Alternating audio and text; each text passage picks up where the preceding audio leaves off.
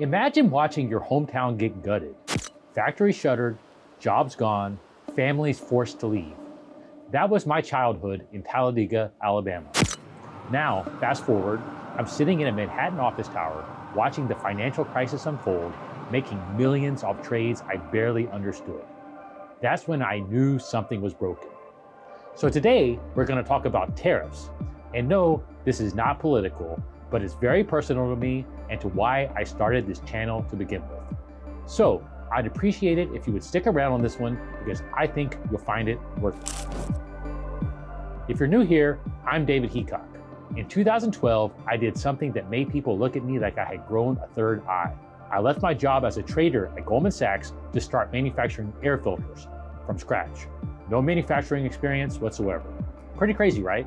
But to understand why, I need to take you back to Talladega, Alabama, where I grew up. I grew up in the rural South, where the textile industry was everything. When my grandfather was growing up, he lived in a company town owned by Avondale Mills, where his family was paid in company currency called googaloos. I heard it all the time growing up. Can you imagine that? Your paycheck coming in company money? When my grandfather returned from World War II, he built a business called Talladega Machinery and Supply Company, selling supplies and producing parts for the textile industry. He never made anything you'd buy in a store, but his company was crucial to keeping those mills running. He made a good living, took care of his family, and even helped to build the local hospital when Talladega didn't have one. Then came the 1990s, when I was growing up. One by one, those textile mills closed. Operations were shipped overseas. Buildings were left to rot. Workers scrambled to find new ways to pay their bills. Between 1990 and 2000, when I was between 7 and 17 years old, Talladega's population actually dropped by about 20%, while the rest of the country grew by about 15%. The same town that had been built around textiles was essentially left for dead. So what did I do? I got the hell out of Alabama. I was determined to succeed, and I landed what was then considered the pinnacle of success, a job at Goldman Sachs. In the early 2000s, finance was booming. Wall Street energy was electric. Masters of the universe were all the rage. Then the financial crisis hit, and what looked so wonderful started to look like a house of cards. Living through this firsthand, I was convinced I'd lose my job. Having already witnessed this type of destruction in Talladega, I didn't want to be the last one holding the bag. So I started working nights and weekends, building skills like affiliate marketing to have a backup income stream when the inevitable happened. But something unexpected occurred. Unlike what happened to the textile industry in my hometown, the government stepped in and bailed out the financial system. Goldman, and by extension me, started making more money than I'd ever imagined possible. The financial crisis quickly turned into one of the best financial opportunities of my life. How could this be? It made me think hard about what I was actually doing. I remember studying economics as an undergrad. GDP, or gross domestic product, is supposed to be the sum total of the value of goods and services produced. So what value was I providing? Best I could tell, my job was essentially being a bookie for hedge funds. I was making markets and esoteric options for Swiss hedge funds. How do you value that? I looked it up in Goldman's internal economic statistics. Financial services made up roughly 20% of US GDP, while manufacturing was about half that. How did that make sense? The value of the jeans my grandfather's companies helped produce was tangible. I could understand it. But the value of my making markets for hedge funds? That was harder for my limited brain to grasp, even though it was producing way more on paper for GDP and for my bank account. So in 2012, I made the decision to quit my job and start a business.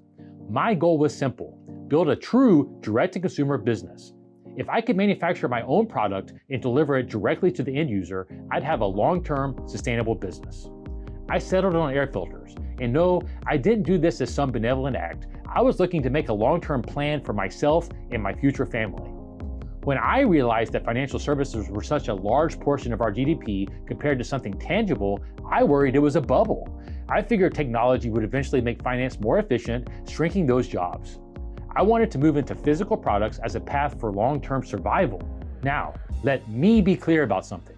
When I started, I defined direct-to-consumer as direct from my wholly owned factory to whoever used or installed that product. But in recent years, it's become clear that D2C has become to mean something else. often just a brand with contract manufacturing, limited IP, sourcing products from overseas, and marketing directly. In many cases, it's no different than a wholesale model except for the go-to-market strategy. So why am I digging into this now? The tariffs and all the recent economic turmoil are a wake-up call.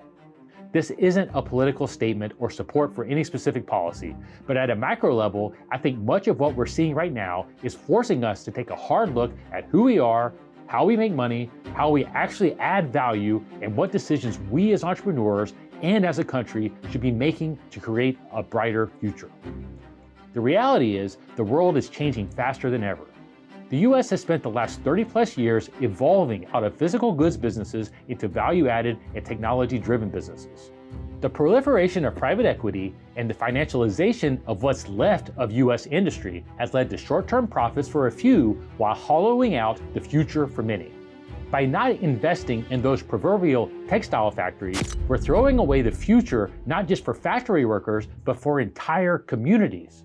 One of the biggest misconceptions is that it's cheaper to manufacture overseas because of labor cost. While other countries do have cheaper labor, labor is often a small portion of a product's actual cost. When you factor in freight, financing for huge supply chains, and inventories, those differentials often shrink. The reality? In many cases, we've made these decisions not for financial reasons, but because they were simply easier. I was recently looking at partnering with the manufacturer of a specific product with the idea of doing a similar model to Filterbuy. In this case, the US manufacturer could make the product cheaper than a wholesaler could import it from overseas. But they couldn't sell that product to a wholesaler with enough margin to make it worthwhile for themselves. So the wholesaler essentially sells out the US manufacturer for the overseas one. The net result of this? We gutted the infrastructure that supports manufacturing in this country. And now we complain that it's hard to build things here because that infrastructure doesn't exist anymore. But that didn't happen by accident. It was a strategic decision made over decades to prioritize short-term profits over long-term resilience. And now, if we want it back, we have to do the hard work to rebuild it from the ground up. However, in a true direct-to-consumer model, we can manufacture in the US, make more money, and pass a good cost to the customer. This is a business model problem. In this example, why should the wholesaler exist in the first place? I believe there are many markets where this is the case. Even without tariffs or trade barriers, reshoring can make economic sense. But we need to celebrate manufacturing again. When I told people I was leaving Goldman Sachs to start an air filter manufacturing business, the reactions were priceless. Telling people at a bar in New York City that I was an air filter manufacturer got a completely different response to saying I was a trader for Goldman. Just this week, I was watching CNBC when Mohamed El-Erian, the chairman of Under Armour, said the debate isn't whether we can reshore, we can, but whether these are the types of jobs we want in America, as if manufacturing is somehow lesser work. With all due respect, Mr. El-Erian, I think we should applaud the people who make things we need. People like you somehow believe that pontificating on TV brings more value than making goods or providing services we need to survive. This warped view is what got us into this mess in the first place. And this is where I want to pause and make something crystal clear.